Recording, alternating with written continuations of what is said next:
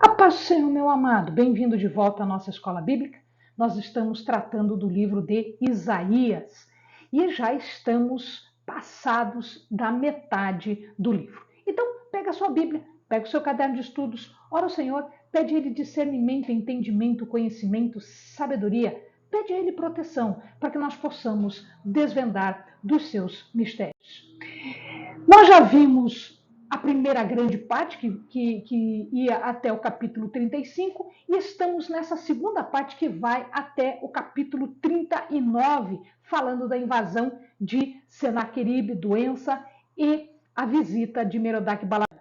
A invasão, nós já vimos, a invasão de Senaqueribe, nós já vimos lá no capítulo 36 e 37, e agora nós vamos ver a doença de Ezequias no 38 e a visita de Merodach-Baladã no 39. Se você ainda não leu, para o vídeo um pouquinho, vai até a palavra, a tua Bíblia, lê para depois vir aqui e aproveitar melhor ainda o vídeo, né, com mais detalhes para a sua leitura.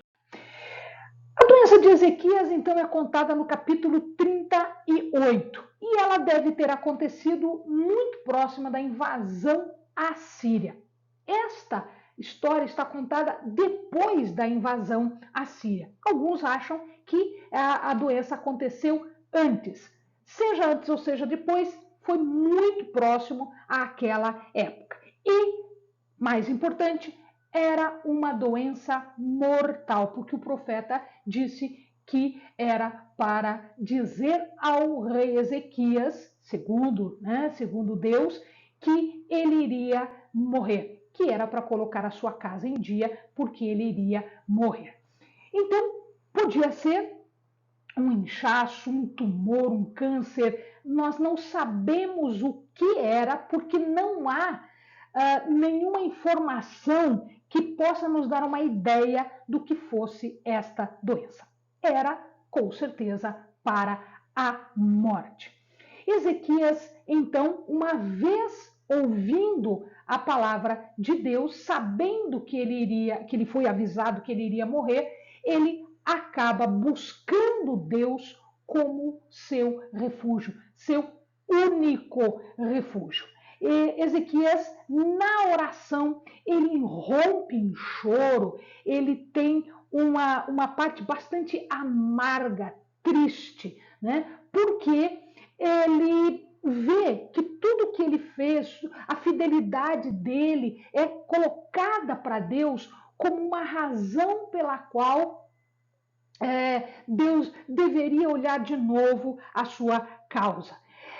Ele menciona a fidelidade, ele menciona a devoção com que ele tinha andado diante de Deus. E isso efetivamente acontece quando nós vamos ler a história correlata lá em 2 Reis. Nós vemos que Ezequias, ele tentou se aproximar o máximo possível de um comportamento em temor e em comunhão com Deus. Ele sempre buscou a bênção da dispensação. O que é a bênção da dispensação? Significa dizer que na aliança, quem estava em pacto, em aliança com Deus, teria algumas bênçãos, teria alguma dispensação.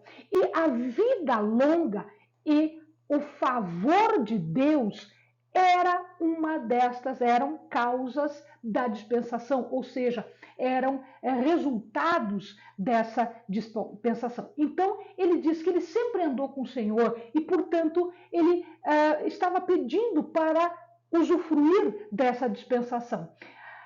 Como a palavra era definitiva, então ele chorava amargamente, porque ele não viveria junto com o Senhor. O que se entende aqui é uma questão bastante interessante. Ezequias era uma pessoa jovem, ele subiu ao poder bastante jovem, e ele não tinha herdeiros ainda. Então, muitos entendem que o sentimento de amargura, de tristeza de Ezequias, não era porque ele ia morrer, Era porque ele não iria deixar descendentes, ele não iria participar dessa dispensação,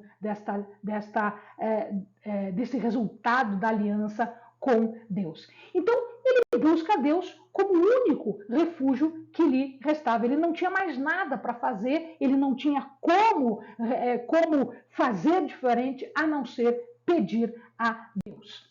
Então, por ele estar, por ele ir, né, de encontro com Deus, Deus olha para Ezequias de uma forma diferente. Ele viu o coração de Ezequias e ele disse: não, espera lá. Ezequias se humilhou, Ezequias orou, Ezequias sofreu. Então, pela disposição do coração de Ezequias, Deus permite, é uma permissão de Deus, que Ezequias viva por mais um tempo. E Deus fala então para Isaías que volte lá, volte conversar com Ezequias e diga que o Senhor vai lhe dar mais 15 anos. Essa mudança no pronunciamento não é uma coisa rara no comportamento de Deus frente à disposição do coração das pessoas.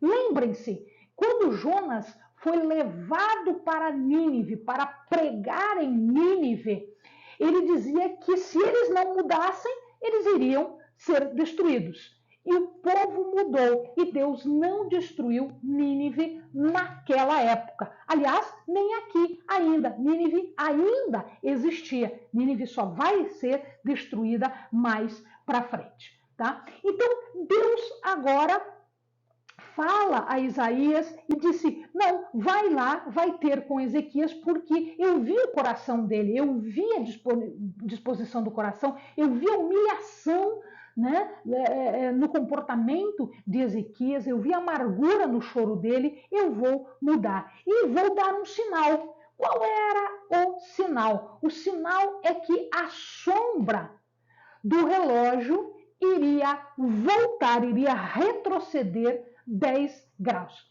O que significa isso? O amado sabe muito bem que, dependendo da posição do Sol no céu, nós temos um horário diferente. A gente mais ou menos sabe quando é o horário, exatamente pela posição do Sol no céu. Então, quando ele está saindo do horizonte, a gente sabe que é cedo de manhã. Quando ele está a pino bem no meio, nós sabemos que é meio-dia. E quando ele está se deitando, indo embora no horizonte, nós sabemos que é o final da tarde. Então, o que eles fizeram?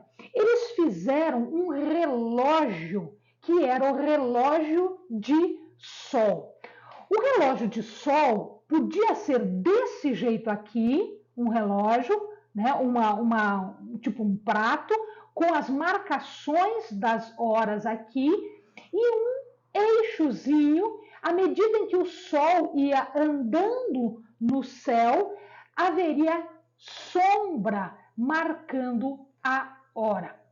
Ou, como fala na palavra de Deus, retroceder 10 degraus. Então, imagina-se que existia um relógio de sol na forma de uma escada, e à medida em que o sol ia se mexendo aqui no céu, ele iria iluminando ou escurecendo os degraus. E uma escada muito parecida com esta foi encontrada no palácio de Ezequias, e imagina-se que esta escada fosse o relógio de sol de Acás, o pai de Ezequias. Então, quando Isaías diz que o sol iria retroceder, ou seja, que iria voltar o tempo, que é muito mais difícil do que o tempo ir para frente, é voltar para trás, significava dizer que a sombra ia retroceder nestes degraus. Significa 10 degraus ou 10 graus a menos. O tempo voltou, ele não parou, ele voltou. É como se a Terra parasse, voltasse e fosse novamente, porque nós sabemos que é a Terra que gira, né? O Sol fica fixo e é a Terra que gira, fazendo então a sombra. Uma vez curado, Ezequias agora ele vai cantar um cântico, que é o Salmo de Ezequias. Este salmo é um salmo de agradecimento, é um salmo de restabelecimento. E ele vai, primeiro de tudo, descrever o horror, a dor, o pânico, a tristeza, a angústia de estar face à morte na flor da idade. Então ele fala que ele é uma choupana, ele é uma casa que foi simplesmente destruída, que foi levada fora. Ele fala que é como se fosse um tecelão que, quando ele termina de fazer o tecido, ele tira o fio e corta o fio, dobra o tecido e termina o seu trabalho. Então ele está dizendo aqui que ele foi arrancado como uma choupana, ele foi cortado como o fio do tear é cortado quando o tecelão termina o seu trabalho. Então a sua vida foi terminada de uma forma muito abrupta, muito ligeira, e tudo tinha terminado. O tecido estava dobrado e tudo tinha acabado. Ele conta a angústia que ele tinha e que ele, dia após dia, então, na verdade, assim, lendo a palavra, dá a impressão de que tudo aconteceu num dia, tudo aconteceu de uma hora para outra, mas não foi isso que aconteceu, não. O que aconteceu, na verdade, é que essa doença já havia por um tempo, Isaías foi mandado lá e Ezequias estava contando tudo que tinha acontecido antes, até de Isaías ter ido lá, até a mensagem da morte e depois a mensagem de que os seus dias seriam elevados a mais 15 anos.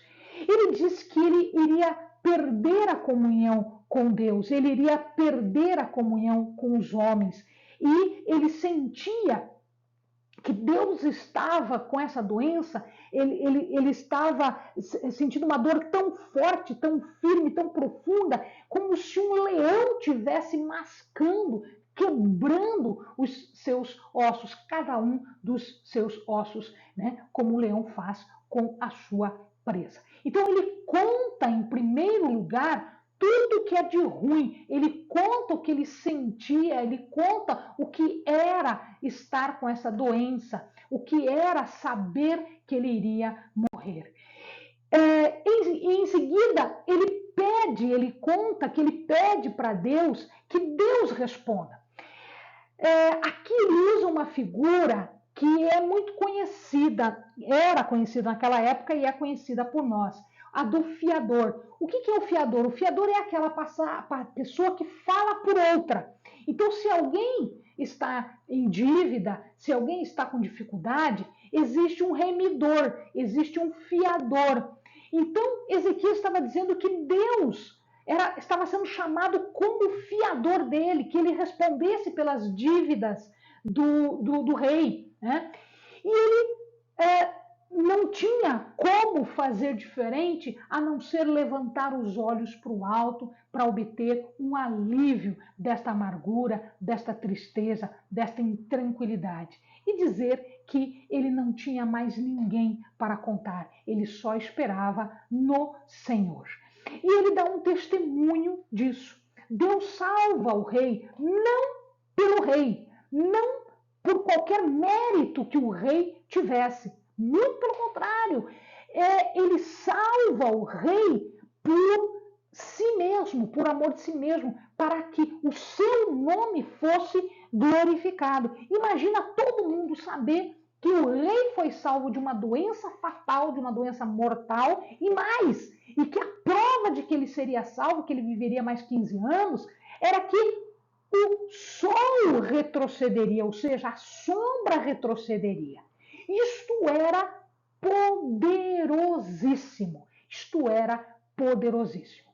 E aí ele fala do seu testemunho, o alívio que ele teve quando Deus o salva. E ele diz que era Deus mesmo o seu salvador. Ele o tira do túmulo, ele o tira do Sheol. Sheol é o lugar dos mortos. Por quê? Porque lá ninguém poderia louvar o Senhor, só os vivos louvam o Senhor. Então ele expressa, né, essa realidade gloriosa da salvação da morte. Deus o tira das garras da morte, Deus rouba Ezequias das garras da morte.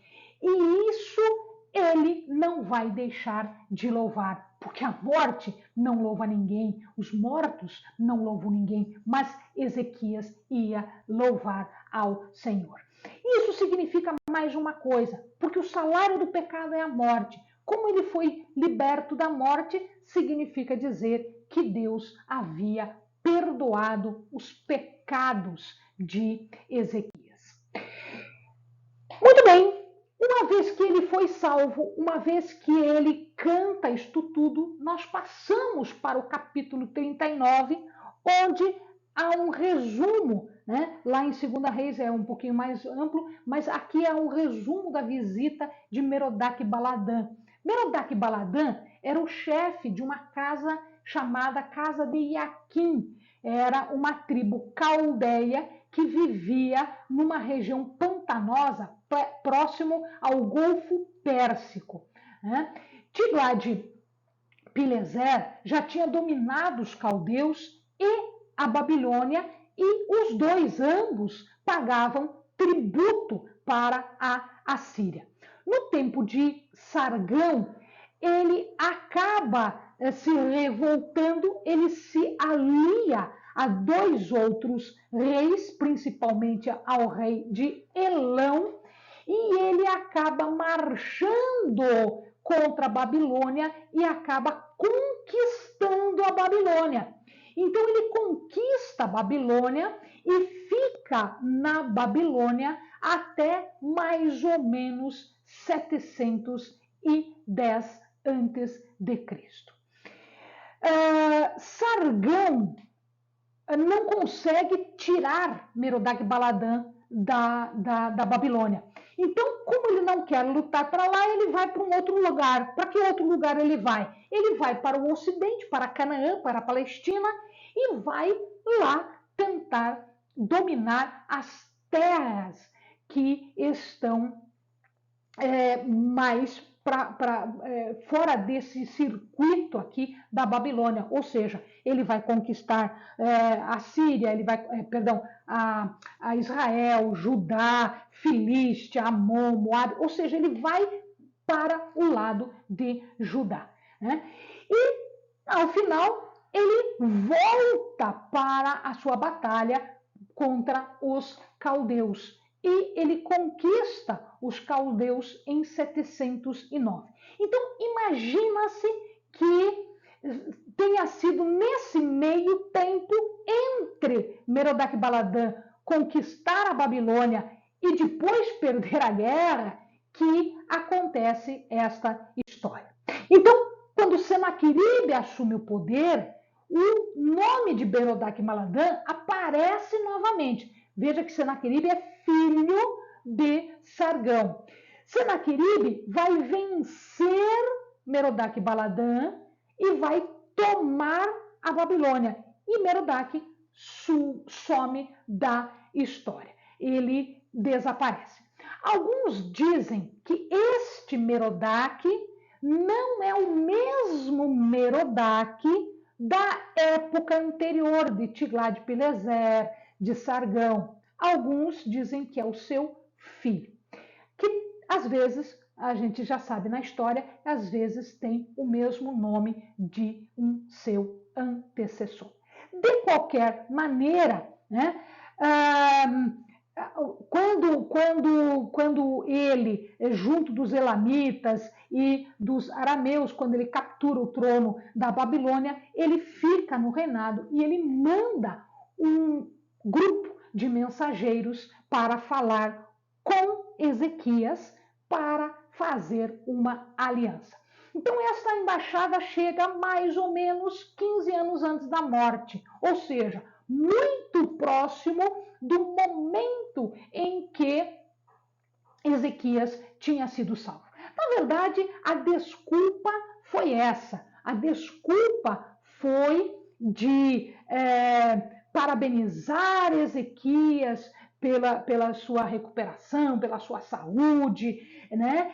E também observar aquele milagre que foi o retrocesso, né, do sol, da sombra. Então, na verdade, ele diz que é isso, mas não é. O que eles queriam mesmo, o que eles queriam era fazer uma aliança contra a Assíria. Ou seja, Ezequias tinha sido tentado de novo, né, a se meter em um pacto político contra a Assíria.